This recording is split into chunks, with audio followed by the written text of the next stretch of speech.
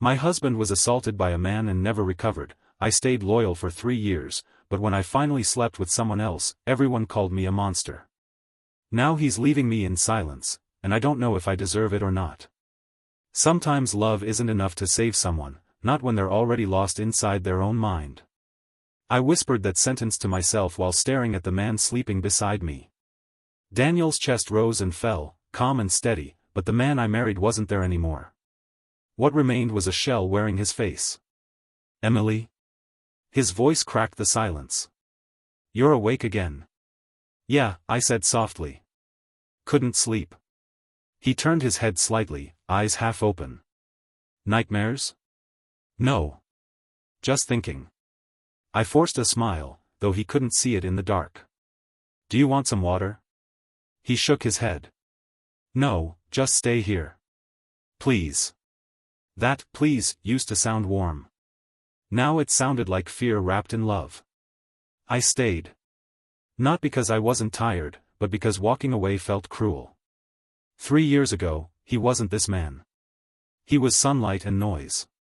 He'd dance in the kitchen with a spatula mic and sing horribly off-key. If marketing doesn't work out, I'm going on The Voice, he'd joke, spinning me around until I pretended to faint from secondhand embarrassment. You'll get booed in the first 10 seconds, I'd laugh. Then I'll sing louder, he'd say, kissing my forehead. That was Daniel, bold, ridiculous, alive. But the Daniel beside me now avoided mirrors. He flinched when someone brushed past him on the street. He couldn't stand closed spaces. I lost count of how many times I found him sitting in the shower at 3 a.m., water running cold, whispering, I'm fine. I'm fine, like repetition might make it true. Julia asked once, does he ever talk about it? No, I told her. He can't. She sighed through the phone. You can't carry both of you forever, Em. I promised I'd never give up on him, I said. Sometimes love looks like letting go, she murmured. I hung up before she could say more. Letting go felt like betrayal. I couldn't do that. Not to him. I remember the night that broke him. He'd called me from a hotel room out of town. Hey, I'll be home Sunday, he said. His tone was normal, almost cheerful. But when Sunday came, it wasn't him at the door, it was 2 policemen. They told me he'd been assaulted by another man from the conference. I remember dropping the mug I was holding, the sound of it shattering, the smell of coffee, the ringing in my ears. When he came home from the hospital, he looked at me like I was made of glass. Don't touch me, Em, he whispered. I can't, not now. I nodded. Okay. Whenever you're ready. I thought ready meant weeks. It became months. Then years. You don't look at me anymore, I said once, months after it happened. I'm trying, he whispered. When I close my eyes, it all comes back. I reached for his hand. He flinched before our fingers met. It's just me, I whispered. I know, he said, pulling his hand back. That's what makes it worse. My throat burned. Worse? I hate that I can't be what you need. Daniel, stop. You're alive. That's enough. He shook his head. Not for you. Not for us. We sat there in silence until the clock ticked louder than our breathing. Months later, I tried again. We could see Dr. Lewis together, I suggested gently. He didn't look up from his coffee. I already quit, remember? You lasted 2 sessions, I said. He shrugged. Talking doesn't fix what's broken. It helps you understand it, I argued. He slammed his cup down. I understand it just fine. The sound made me flinch, a cruel irony. He noticed and sighed immediately. I'm sorry, he said softly. I didn't mean. I know, I whispered. He reached for me then stopped midway. I don't want to hurt you. You already are, I said before I could stop myself. His eyes fell to the table. Then maybe you should leave. The words hung between us like smoke. I wanted to scream, but instead I said, I'm not going anywhere. He whispered, you should. One night, I found him in the dark, sitting by the window, staring at the streetlights. I touched his shoulder. He froze like a startled animal. "Daniel," I said quietly, "it's me." He blinked, breathing fast. "Sorry." I thought. He didn't finish. I crouched beside him. "You don't have to apologize." "I hate being afraid of you," he said. My chest cracked. "Then stop being afraid." He looked at me, eyes hollow. "I wish I could." Tears slipped down my face. "I wish I could bring you back," I said. He smiled weakly. "You already have all the pieces that matter." But I knew he was lying. Half of him was still trapped in that hotel room. Later that night, as he slept, I lay beside him and whispered into the darkness, "I thought love could fix you. I thought it could fix us." He stirred, mumbling something I couldn't understand. I brushed his hair back and said it again, quieter this time, like confessing to myself, "I thought love could fix him. I was wrong." The ceiling blurred as tears filled my eyes. I closed them, wondering if morning would ever feel like morning again. I stopped counting days, I started counting silences. There were so many of them now, hanging between spoons and mugs, between footsteps and sighs. Breakfast used to be laughter and burnt toast, now it was two people pretending coffee could fill the space between them. "Did you sleep?" I asked one morning, my voice barely a whisper. Daniel didn't look up from his cereal. "Yeah. You're lying." He shrugged. "So are you." The spoon clinked against the bowl, sharp and hollow. That sound had become our language, metal instead of words. He'd started therapy after the affair. For a while, I thought maybe that was the rope we could both hold on to. But then, one day, he just stopped going. When I asked why, he said, "Talking about pain doesn't erase it. Neither does running from it." "I'm not running," he said quietly. "I'm just tired of feeling broken every week." I stared at him. "And I'm tired of pretending you're not." He didn't answer. Just stood up, rinsed his bowl, and left the kitchen. The tap ran for a long time after he was gone, like it was crying for us. Dr. Lewis once told me, "Healing has no clock." I remember nodding politely in that warm office filled with lavender and ticking clocks. But 3 years later, I wondered if healing had an expiration date instead. Because mine had run out. Our intimacy had become a ghost that haunted the house. When I tried to touch him, he'd stiffen, muscles locking like doors. His breathing would change, uneven, trembling. One night, I reached for his hand while we watched TV. His fingers flinched, and I pulled back fast, pretending I'd only shifted my weight. "Sorry," I mumbled. "It's fine," he said, but his eyes stayed glued to the screen. "It's not fine, Daniel. Can we not do this tonight?" "Do what?" "This." He gestured vaguely, as if the air itself was too heavy. "The talking, the questions, the guilt." I swallowed hard. "You think silence fixes it?" He turned the volume up instead of answering. That's when I realized silence wasn't peace, it was punishment. Later that night, lying in bed beside him, I whispered into the dark, "Do you still love me?" His breath caught, but he didn't respond. The clock on the wall ticked like a countdown. I turned to face him, even though I couldn't see his expression. "Daniel," I said softly, "if there's something left between us, say it." He exhaled shakily. "There is. But it's buried under what I did. And I don't know how to dig it out without cutting you again." His words hurt, but so did his honesty. The next day, my friend Claire called. "You need to give him time," she said, her voice full of certainty she hadn't earned. "It's been 3 years," I whispered. "How much time does healing need?" "As much as love," she said. "Sometimes forever." That didn't comfort me, it terrified me. I kept going to therapy alone. Dr. Lewis listened as I spoke about the absence that had replaced my marriage. "I still love him," I told her. "But I'm starving. Not for food, for closeness. For someone who looks at me and sees me as a woman again." She nodded. "You're mourning intimacy." "I'm mourning us," I corrected. "The version of us before everything cracked." "Have you told him that?" I smiled bitterly. "Every word I say sounds like blame." Every silence sounds like surrender. That night, I tried again. He was sitting on the edge of the bed, head in his hands. "Daniel," I said, "I miss you." He didn't look up. "You don't miss me. You miss what we were before I ruined it." "That's not true." "Yes, it is." His voice broke. "Every time you touch me, I feel guilt.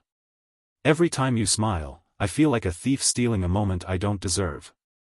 "Then steal it anyway," I whispered, stepping closer. "Steal me, Daniel. Please." He finally looked up, eyes glassy, jaw trembling. "You don't understand. It's not you I'm afraid of, it's myself." I touched his face gently. He shivered, almost recoiling. "Please don't," he whispered. "Please, don't." I froze, my hand suspended midair. His words sliced through me, clean and final. I stepped back, my chest tight. "You don't want me to touch you?" "I can't," he said. "Every time I try, I see what I did. I hear you crying that night. It's like my skin remembers your pain." My throat burned. "And what about my skin, Daniel? It remembers your love. It remembers what we were. But it's starving now." He covered his face, his voice breaking. "I'm sorry. I just can't." I stood there, the silence pressing down like a weight. I wanted to scream, but the sound wouldn't come. "I'll stop trying," I said quietly. "Not because I don't love you, but because I don't know how to reach you anymore." He nodded slowly, tears sliding down his fingers. "I wish I could be the man you deserve.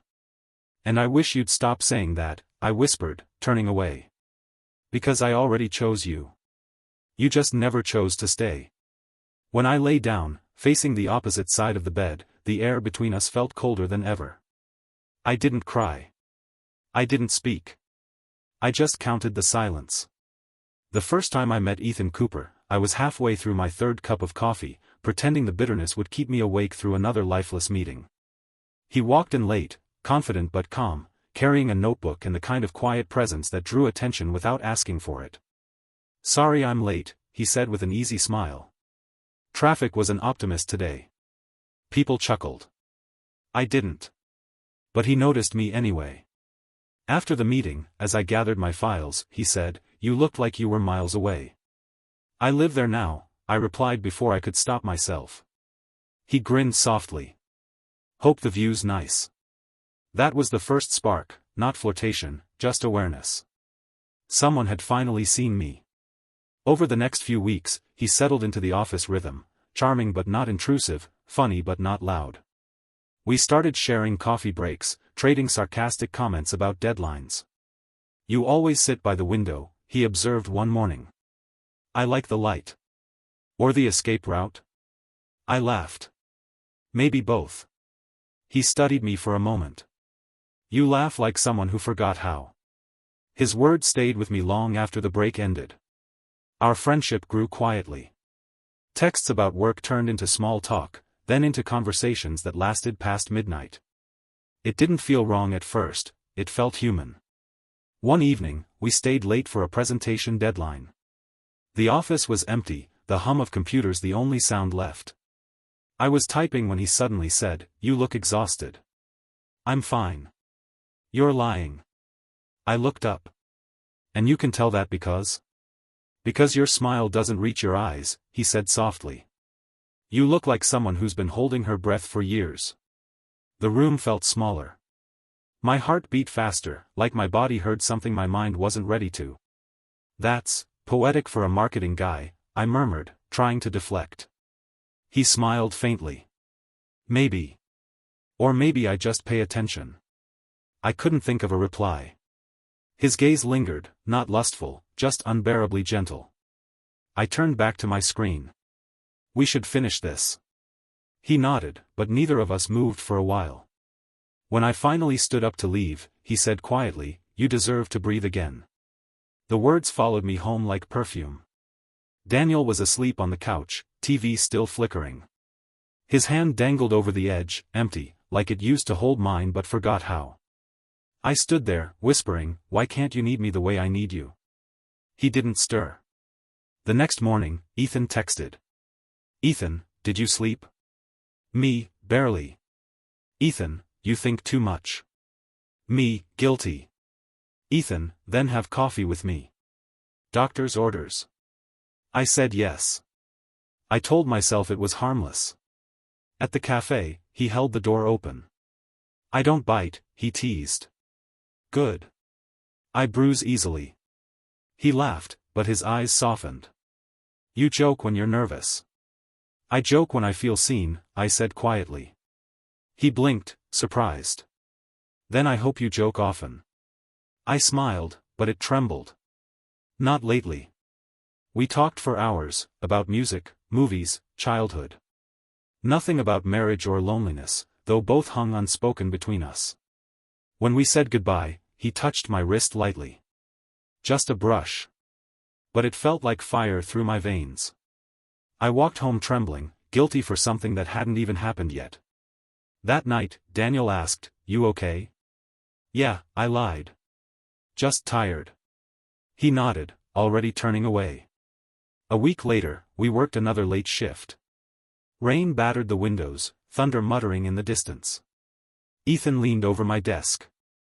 You're tense again. Deadlines, I said. Lies, he replied softly. I glanced up. You think you know me? I see you, he said.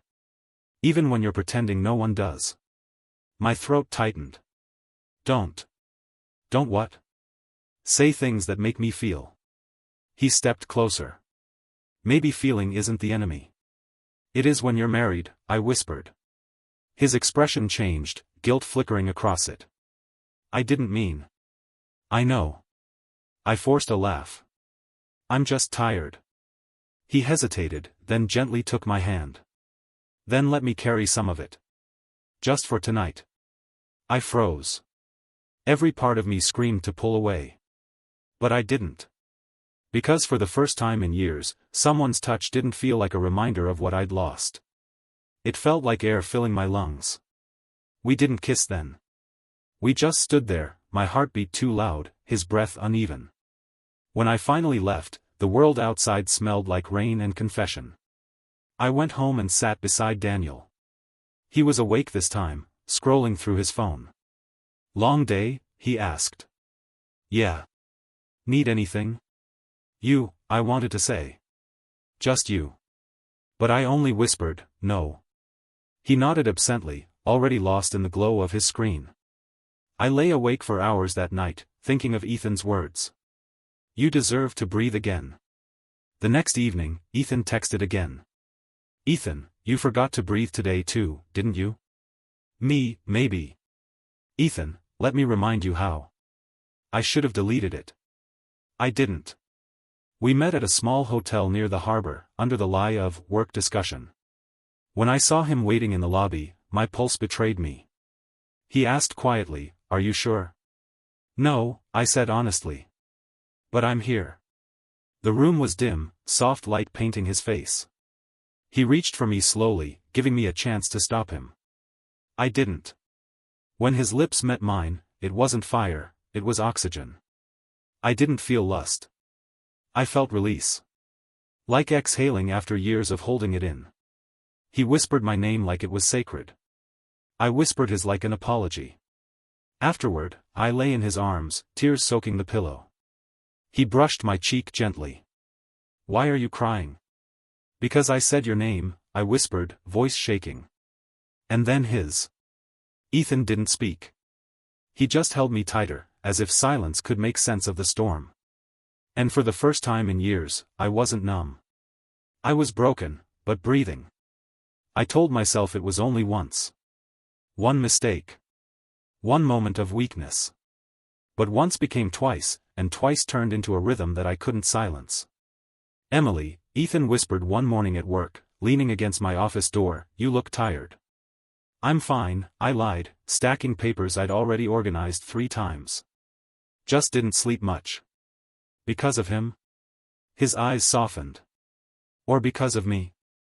I looked down at my hands. Does it matter anymore? He sighed. It does to me. I should have walked away then. But instead, I said, don't make this harder than it already is. It's not hard, he said quietly. It's real. Real. That word stuck in my throat the whole day. When Daniel came home that night, he looked at me the same way he always did, distant, polite, careful. We ate dinner in silence, the sound of forks on porcelain filling the space that used to hold laughter. He asked, "You okay?" I nodded. "Yeah. You seem far away lately." "I could say the same about you," I murmured, then instantly regretted it. His shoulders tensed. "I'm trying, Em." "I know," I said, forcing a smile. "So am I. But I wasn't trying, not really. I was running." Every time Ethan called, every time he said my name like a prayer instead of a problem, I ran straight toward him. One evening, after another late meeting, I sat in my car outside our house and stared at my reflection. "What the hell are you doing?" I whispered to myself. "Who even are you anymore?" Inside, Daniel was on the couch, watching some documentary with the volume low. He looked up. "You're late." "Work ran over," I said, hanging my coat before he could smell the lie. He nodded slowly. "You eat?" "Yeah." "Good." He turned back to the TV. That was it, no warmth, no accusation, just emptiness. Somehow, that hurt more than anger would've. Later, Julia called. "Girl, you've been avoiding me," she said. "What's going on?" "Nothing," I said too fast. "Nothing? You sound weird. You're glowing. Did something change?" "Maybe I finally slept," I joked, twisting the phone cord around my finger. "Uh-huh. And maybe I finally won the lottery." "Spill." "There's nothing to spill, Jules. You're a terrible liar, Em. I've known you since you cried over AB-." I laughed, but it cracked halfway through. "I just feel alive again, I guess." "Well, whatever it is, keep it up. You deserve some happiness." Her words felt like a blessing I didn't earn. The next day, Dr. Lewis's voice echoed in my head from months ago, "Healing has no clock." I remember sitting in his office, staring at Daniel as he fidgeted with his wedding ring, refusing to speak. Now, that memory haunted me. I'd stopped going after Daniel quit therapy, telling myself it was pointless. Maybe it wasn't therapy I gave up on, maybe it was us. That night, Ethan texted, "Can I see you? Just talk." I shouldn't have said yes. But I did. When I met him at the cafe near the office, he smiled like I was something worth waiting for. We talked about work, music, life, everything Daniel and I used to share. His laugh filled the space I'd been starving to hear. "You ever think about what this means?" I asked softly. "All the time," he said. "And I still choose it." His words hit me like sunlight through fog, warm but blinding. I wanted to believe him. I wanted to believe I wasn't just filling a void. But deep down, I knew that's all we were, two broken people pretending to be whole in each other's arms. Days blurred. Lies piled up. By day, I was Daniel's loyal wife, the one who smiled at his mother, folded laundry, kept the house running. By night, I was someone else, someone reckless, desperate, alive. The duality ate me alive. I remember one morning waking beside Daniel, his back turned, his breathing shallow. I whispered, "Why can't you need me the way I need you?" He didn't answer. He never did. The guilt started to grow claws. I saw Daniel's eyes in every reflection. I smelled his cologne on my clothes and wanted to scrub my skin raw. Yet I couldn't stop. Each time I tried, the silence between us dragged me back to the noise I'd found elsewhere. One Friday, as I got dressed for work, Julia texted, "Dinner tonight? I miss you." I typed back, "Can't. Busy. Busy lying. Busy falling apart." That evening, I came home late again. The lights were dim. Daniel was sitting on the edge of the bed, holding something in his hand. My stomach dropped. It was Ethan's shirt, the one I'd left in my car weeks ago, the one that carried my perfume. He didn't look at me. He just folded it carefully and placed it on my dresser. "Daniel," my voice cracked. I can explain. He stood, his expression unreadable. You don't have to. Please. It's not what you think. He shook his head. It's exactly what I think. Then, quieter, I'm not angry, Em. I'm tired. The word tired broke something in me. Not rage, not hate, just exhaustion that mirrored my own. He walked past me, brushing my shoulder lightly. That touch felt colder than any silence we'd ever shared. I wanted him to yell, to curse, to do something. But he didn't. He just left the room, leaving the folded shirt behind like a quiet gravestone. I sank to the floor, tears burning my eyes. I told myself it was just once, I whispered. But once became again, and again became a choice. And for the first time, I realized it wasn't guilt I carried, it was the weight of the woman I'd chosen to be. I couldn't stand it anymore. 3 years of silence, of longing, of pretending I was okay while my heart screamed in secret. That night, I reached a breaking point. Daniel, my voice trembled as I stepped into the living room. He was sitting on the couch, the TV muted, staring at nothing. We need to talk. He didn't look up. Okay. The calm in his tone made my stomach twist. Calm always came before pain. I swallowed hard, trying to push the lump in my throat down. I cheated on you. I froze, waiting for the explosion, the anger, the storm I had imagined 1,000 times. But he didn't react. He just kept staring at me, eyes distant. I started again, my voice cracking. You have to understand. I waited, 3 years. I tried. I tried to be patient. I tried to help you heal. I did everything I could to be the wife you needed. And I know. The words hit me like a punch. You knew? He nodded slowly. Months ago. Shock rooted me to the floor. Months? You never said a word. Why didn't you tell me? I didn't have the strength, he admitted quietly. Every time I thought about it, I couldn't. I couldn't confront it. I was scared. Scared of hating you. Scared of myself. His calmness terrified me more than rage ever could. There was no anger, no tears, no scream of betrayal, only an endless, hollow quiet that echoed in the apartment like a grave. My throat tightened. I thought, maybe we could fix it. Maybe we could start over. He shook his head gently, not angrily. I understand why you did it. You waited longer than most would. You were lonely. You wanted what everyone wants. But I can't do this anymore.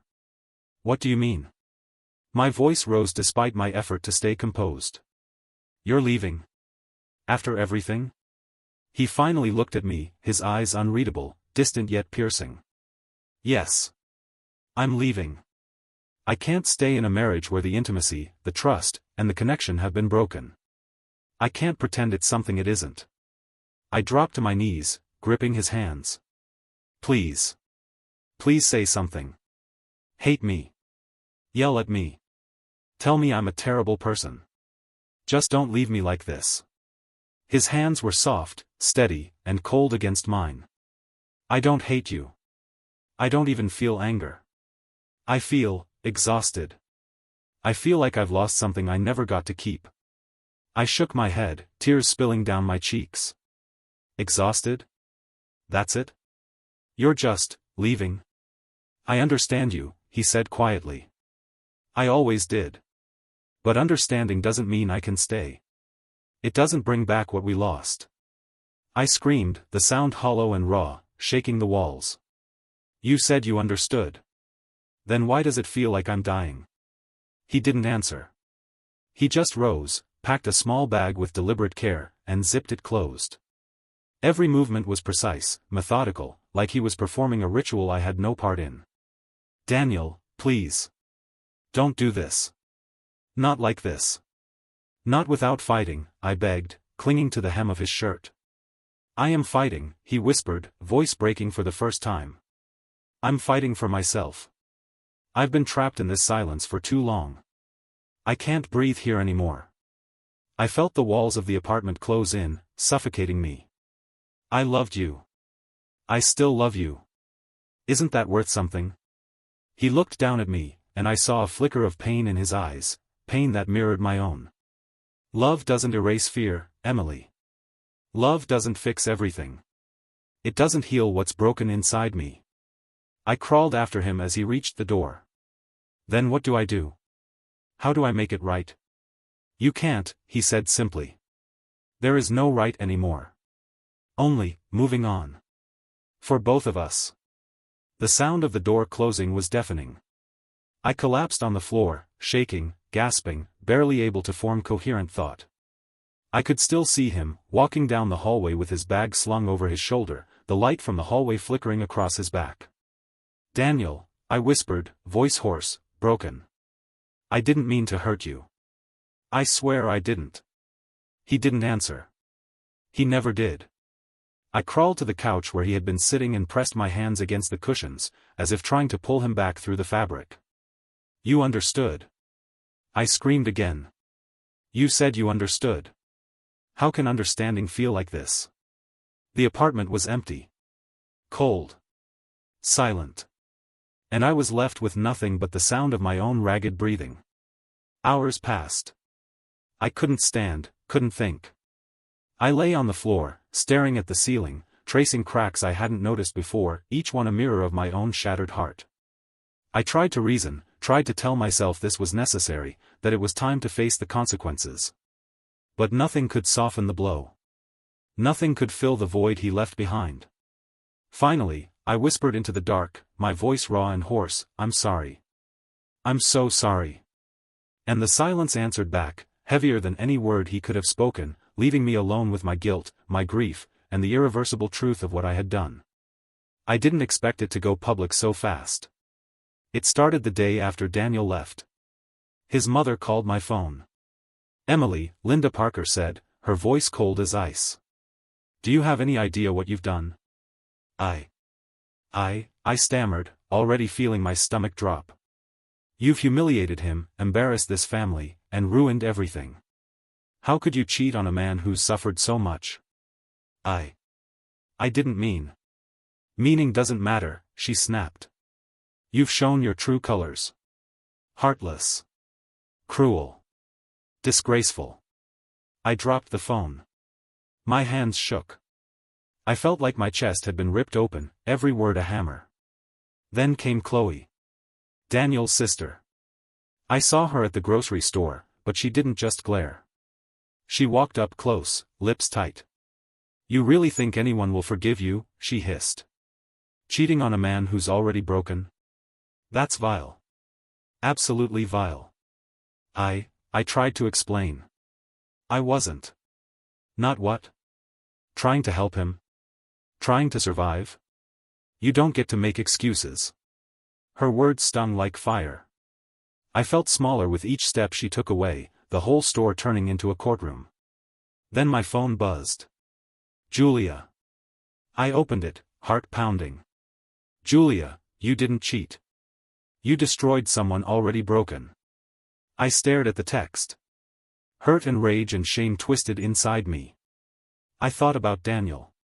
Thought about the years we'd shared before his trauma. Thought about the nights I cried alone because I couldn't reach him, couldn't touch him, couldn't make him see me. My friends went cold. Coffee dates vanished. Invitations stopped. One of them texted, "How could you? You were supposed to be loyal." I wanted to scream, to tell them they didn't know what it was like to starve for connection, to long for intimacy, to watch the person you love freeze at your touch. But I didn't. I just stared at my phone and swallowed hard. My parents, oh God, my parents. You've brought shame on us, my father said, voice shaking with anger. We raised you better than this. Better than what? I snapped, the guilt and frustration bleeding together. Better than being human? Better than having needs? My mother shook her head. You disgraced this family. You betrayed someone. You should be ashamed, Emily. Deeply ashamed. I wanted to tell them everything. About 3 years of silence. About trying to wait. About being locked out of my own marriage. But the words stuck in my throat. Everywhere I turned, judgment followed. They all talk about his pain, I whispered to myself one night, staring at my reflection in the dark bathroom mirror. No one talks about mine. I could see it in their eyes, even in text messages. Their pity was absent. All that existed was rage and scorn. I curled into myself, alone, but then the anger started to burn. Why do I always have to be the strong one? I muttered, fists pressed against my knees. Why does no one ask what it's like to love a man who's too broken to touch you? Why is it only ever about his suffering? I paced my apartment, the walls closing in. Every conversation, every insult, every whisper felt like 1,000 knives pressing against my ribs. Linda Parker's face haunted me. Chloe's words echoed. My parents' disappointment wrapped around me like chains. I remembered Julia's text again, "You destroyed someone already broken." Maybe she was right. Maybe I had. But she didn't know the other side. The side where I lay awake at night, crying because the man I loved couldn't see me, couldn't want me, couldn't let me in. I remembered nights of cold sheets, empty arms, whispered apologies to a man too traumatized to hear them. I remembered feeling invisible, unwanted, alive in body but dead in spirit. And suddenly, the shame shifted. It didn't go away, but it became something else. Something sharper. Something that tasted like anger instead of only sorrow. Why is it always me? I yelled into the empty apartment, voice bouncing off the walls. Why do I have to carry the blame for everything? Why is everyone allowed to hurt, to cry, to mourn, but I can't even exist in my own life without being crucified? I sank onto the couch, head in my hands. The weight of judgment, gossip, and rejection pressed into me from all sides. Alone, I finally whispered the truth I'd been denying. I wasn't cruel. I wasn't heartless. I was hungry. Starving. I needed to be seen. I needed to feel alive again. That's all. But even saying it out loud didn't make it easier. It didn't soften Linda's voice, Chloe's scorn, or my parents' disappointment. It only made me realize that the world would never see the side of me that hurt, that longed, that survived in silence while everyone else judged. And in that moment, my shame turned into fire.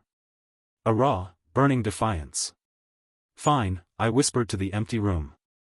Judge me. Call me everything. But don't pretend you know what it takes to survive someone else's pain while dying inside your own. For the first time in weeks, I felt something resembling strength. Not the easy, comforting kind, not the love of others, but the kind that rises from surviving a storm alone. And though the world around me judged me, I knew, deep down, that I was still here. Still breathing. Still alive. It had been weeks since Daniel left, weeks of judgment, whispers, and empty walls. I hadn't heard from him, hadn't tried, because some part of me knew that silence was the only thing he could give me without breaking completely. Then, late one afternoon, his brother, Mark, showed up at my door. "Emily," he said quietly, holding a small envelope in his hands. "This. Daniel wrote it. Never sent it. I think you should have it." I took it, my fingers trembling. I don't know if I should." "You should," Mark interrupted gently. "You need to hear it." I nodded, gripping the envelope like it was a lifeline. Closing the door behind him, I sank onto the couch and stared at it for what felt like hours. Finally, I tore it open.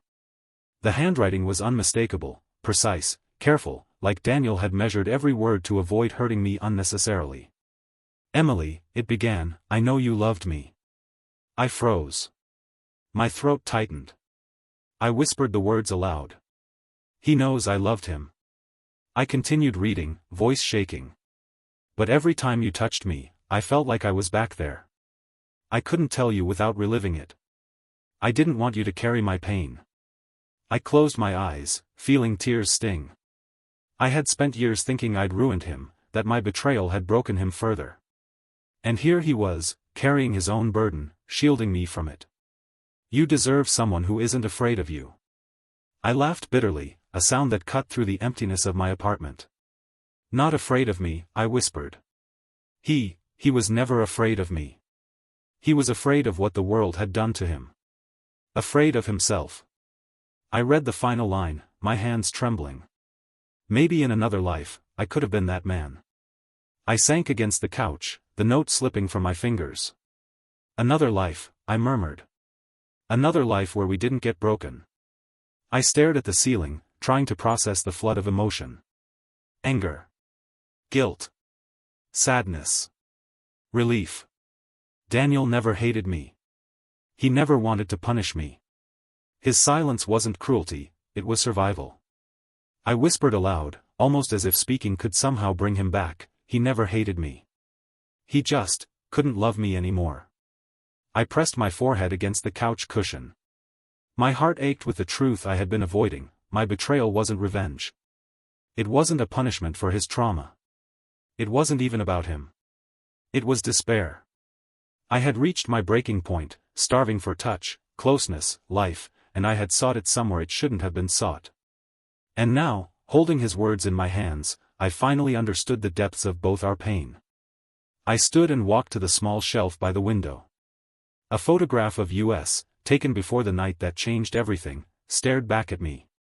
Young, laughing, unburdened. The Daniel I loved. The Daniel who had left me alive but alone. I whispered to him, to that photograph, to the memory of everything we'd had, you didn't fail me, Daniel. I failed both of us. The words hung in the air, heavy with truth. I felt the weight of them pressing down, but also, strangely, a strange lightness, as if finally acknowledging the reality could somehow let me breathe again. Tears rolled freely down my cheeks, and I didn't try to stop them. I let myself break completely, let myself feel the full force of what had been happening for years, the longing, the frustration, the guilt, the sorrow. Every emotion I had shoved aside when Daniel couldn't meet me halfway. I whispered again, this time quieter, to the photo, I'm sorry. I'm so sorry. And then I read the note one more time, slowly, savoring each word as if it were the last gift he had given me. I know you loved me. But every time you touched me, I felt like I was back there. I couldn't tell you without reliving it. I didn't want you to carry my pain. You deserve someone who isn't afraid of you. Maybe in another life, I could have been that man. I pressed it to my chest, feeling the paper crinkle beneath my hands. It wasn't just a letter. It was closure. It was confession without anger, forgiveness without reconciliation, and love without possession. Finally, I sank to the floor in front of the window, watching the city lights flicker as night fell. I whispered again, more to myself than to him, we both survived. We both carried our pain. And somehow, we both had to let go. For the first time since he left, I felt a strange kind of peace. Not happiness. Not resolution. But understanding. Acceptance. I wasn't going to forget him. I wasn't going to undo the past. But holding that unsent letter, reading his words, feeling his quiet compassion, I realized that maybe, just maybe, I could start to forgive myself. And maybe that was enough to keep going. I sat in Dr. Lewis's office again, the familiar scent of coffee and leather chairs surrounding me. I hadn't been here in months, not since before everything fell apart. You're back, he said gently, eyes kind. I need to be, I admitted, my fingers twisting in my lap. Not for him. For me. Dr. Lewis nodded. That's a good place to start. Tell me what's on your mind. I took a deep breath. I keep thinking about Daniel. About everything. And I keep wondering if I can, forgive him. Or myself. He leaned back, clasping his hands. Forgiving him isn't about excusing him. Forgiving yourself isn't about forgetting. It's about survival. I blinked, the words settling deep. Survival, I whispered. So it's okay to feel broken? It's not just okay. It's necessary. Healing isn't clean or easy, Emily. It's messy. And it's slow. I nodded, swallowing the lump in my throat. I wanted to cry, wanted to scream, but for the first time in months, I felt a thread of clarity. Maybe I could live again. Over the next weeks, I started small. Work became my anchor. I cooked more, cleaned, forced myself to take long walks outside. I even started journaling again, words spilling out like bloodletting, guilt, anger, sorrow, hope. One evening, my phone buzzed.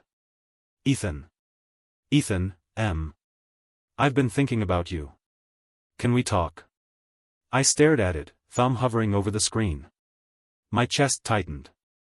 I wanted to feel the rush, the desire, the comfort I had once sought in him. But I didn't. I typed back, simply, I'm not ready. And I don't need comfort anymore. I need closure. I put the phone down and breathed. The urge to escape into someone else's arms wasn't there. For the first time, I realized I didn't need anyone to make me feel alive.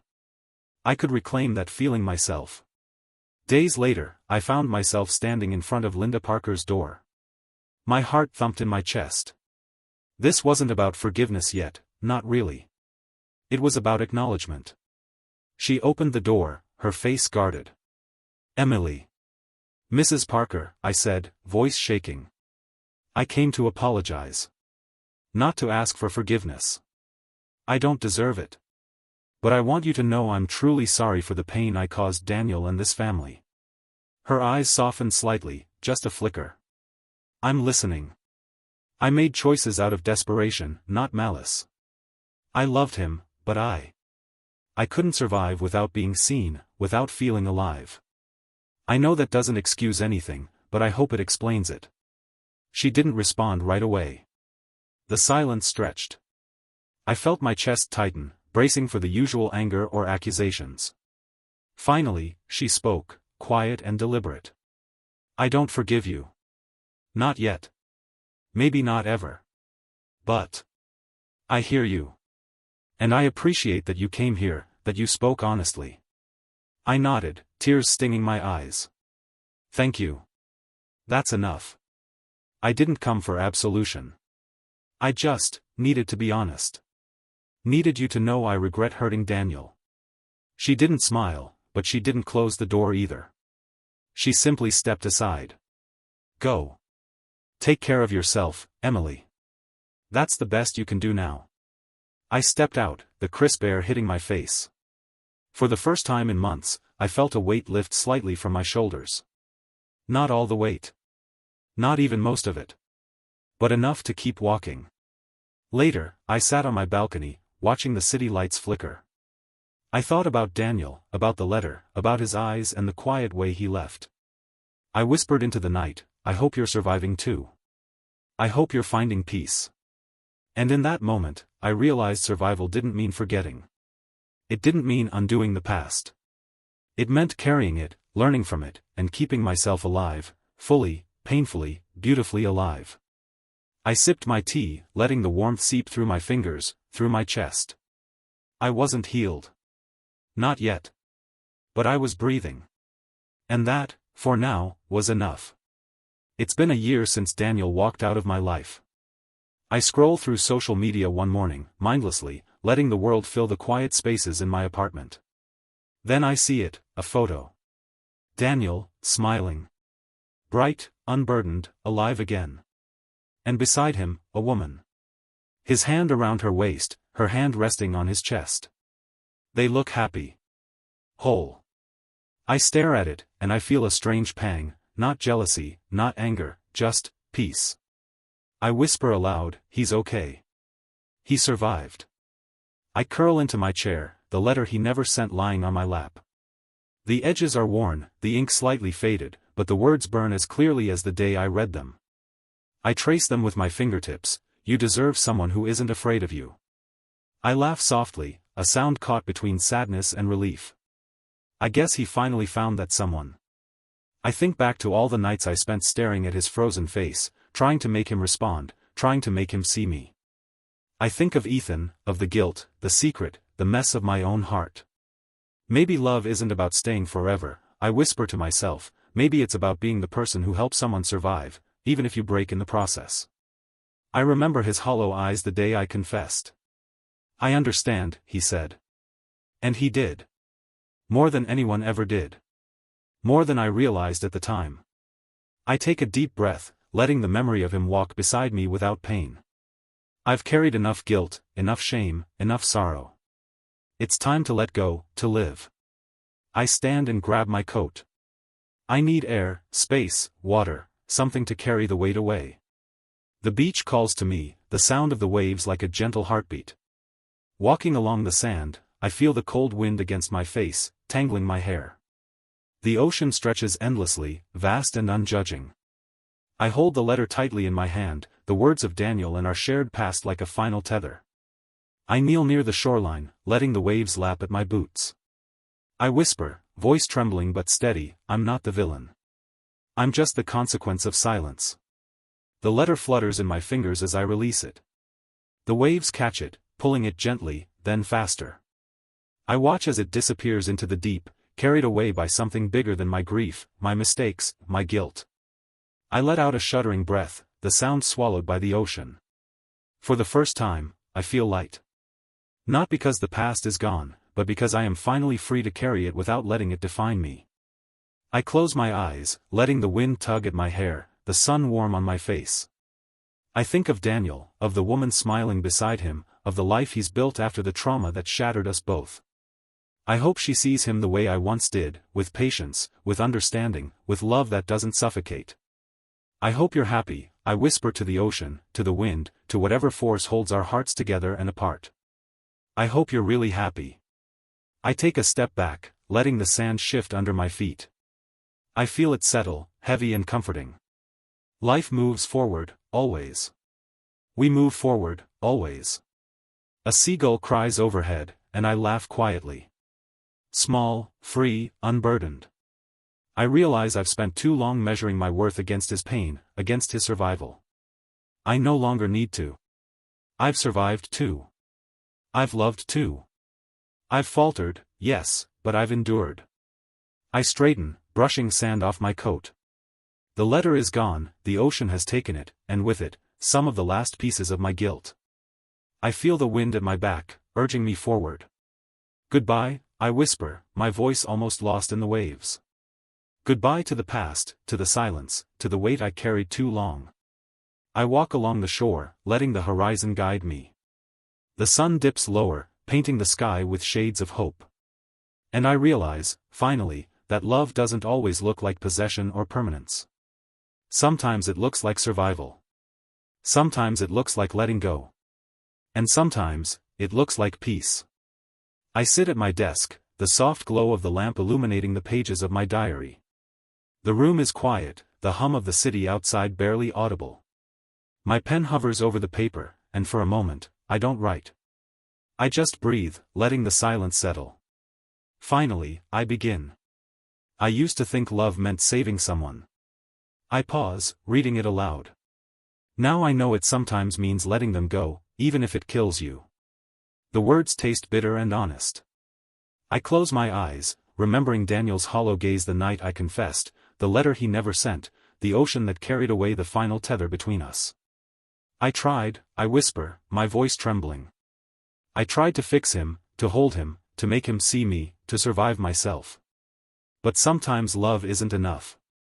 I pick up the pen again. I can't undo what I did, and I can't erase the pain. I can't ask for forgiveness, not from him, not from anyone. But I can accept it. Accept myself, accept my flaws, my hunger, my need to feel alive. A knock at the door interrupts me. Emily? It's Julia's voice. I'm here, I call back. She steps in, quiet, hesitant. I saw your post. The one about Daniel. I shrug, not looking up. It's just words. A way to breathe. She sits down, folding her hands. I never understood why it hurt so much for you. Why you had to, her voice falters. I guess I see now. You weren't cruel, Em. You were human. I glance at her, my eyes tired but soft. Thank you. That's all I needed. Julia doesn't speak again. She simply sits there, letting the quiet fill the room. And that's enough. Sometimes silence carries more understanding than any explanation ever could. I turn back to the diary. I loved him. I still do, in my way. But loving him didn't mean keeping him. Loving him meant letting him go when he needed to breathe without me. I write the final lines carefully, deliberately. Sometimes, the worst thing you ever did, was also the only thing that reminded you you're still alive. I close the diary gently, pressing my palms against the cover. The words are mine, and they are truth. Not redemption, not absolution, but recognition. Acknowledgement that I survived my choices, my desires, my mistakes. I stand and walk to the window. The city lights flicker like stars trapped in concrete. The air is cool, carrying the faint scent of rain. I lean against the sill, watching the world move on, just as I must. No one comes with me. No one leaves behind apologies or promises. Just me. And it's enough. Enough to carry the weight of the past without letting it crush me entirely. I whisper softly, as if speaking aloud can make the acceptance real, I forgive myself. I accept what I did. I live with it, but I don't let it define me. I sit back down, staring at the diary. I don't write another word. I don't need to. The act of facing the page, of speaking aloud the truth, has done what months of tears and guilt could not. Outside, a siren wails in the distance, a reminder that life continues, chaotic and indifferent. I smile faintly, a small curve that tastes like resilience. I close my eyes, letting the silence carry me. No resolution, no happy ending, no reconciliation. Just understanding. And for the first time in years, that feels like enough. The night stretches on. I am still here. I am still alive. And that is, perhaps, the greatest truth of all.